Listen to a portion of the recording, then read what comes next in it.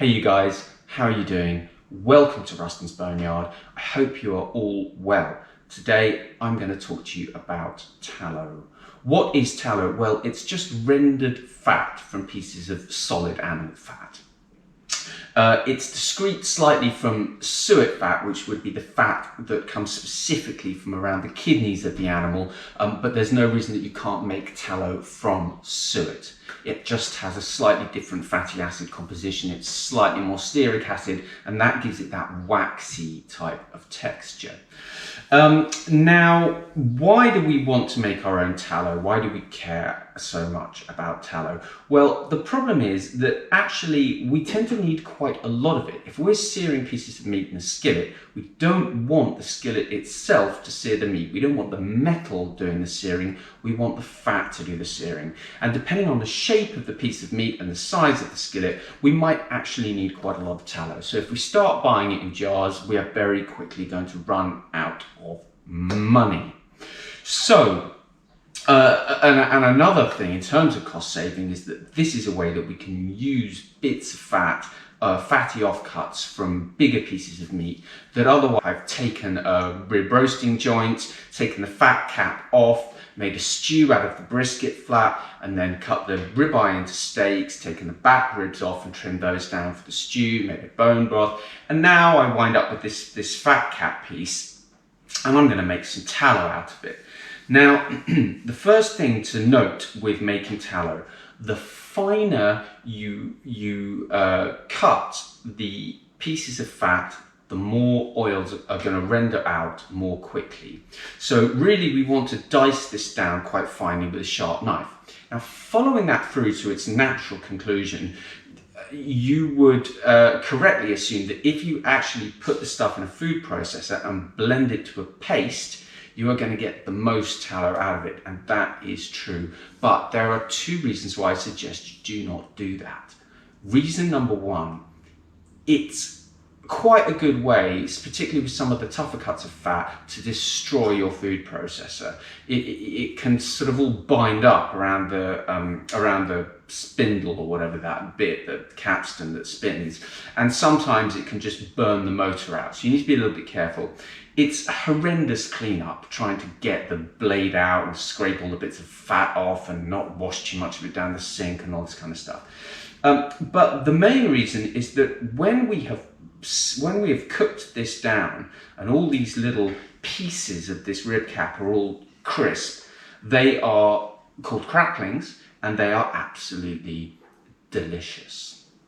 If we puree our fat, then we are going to find that we don't get that. We just get a kind of pasty mush left over at the end, which isn't nice. Just pop them all into the pan.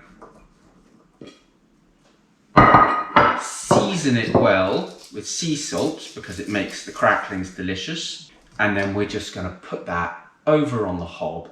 We're going to start with a high heat, and then we're going to turn it down to a low heat as the fat starts to render out. Pop that on there. All we need to do now is just to wait until this starts rendering out. So we can hear it starting to sizzle away, and we can see the steam rising off it now. Just let it keep going. It doesn't matter if it gets a bit crisp underneath. That's basically what we're going for in the end. I'm just going to periodically turn it over to get some of the bits from the top in contact with the pan. Now I can see that this is really starting to sort of soften up a bit now. You can see a little bit of colour developing on the bits as I turn them over. Keep it going, still on high heat. You can still see water coming out into the bottom of the pan here, and that's perfectly normal. We just want that to boil away and the tallow to start to render out.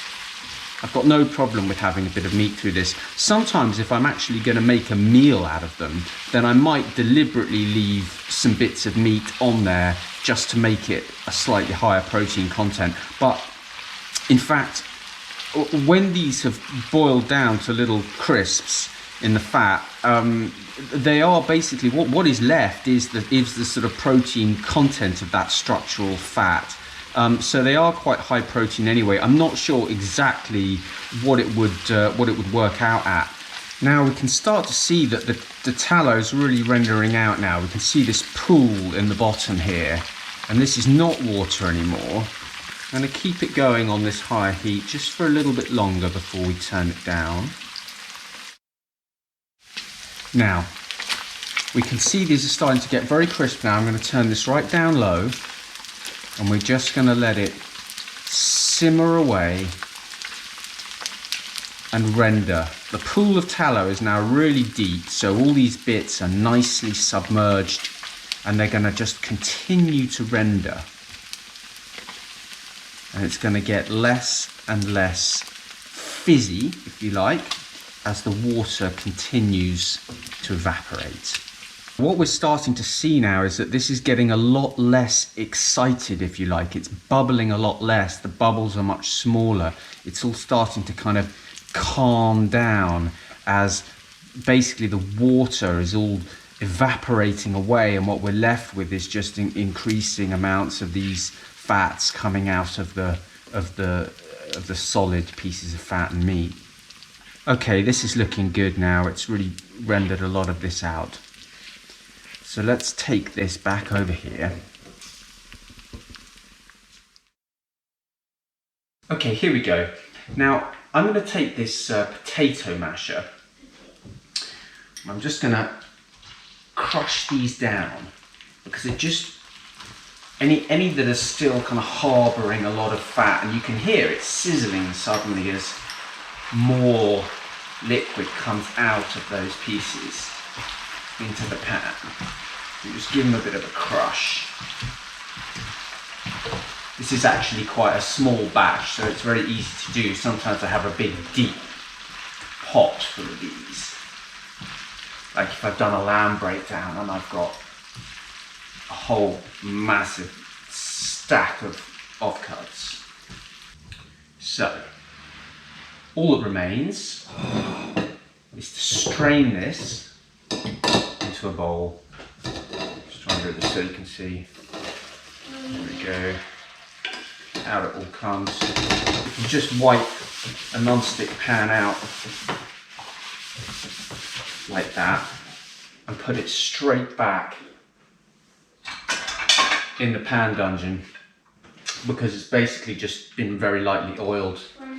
That's all. Now, crush these again, a little bit.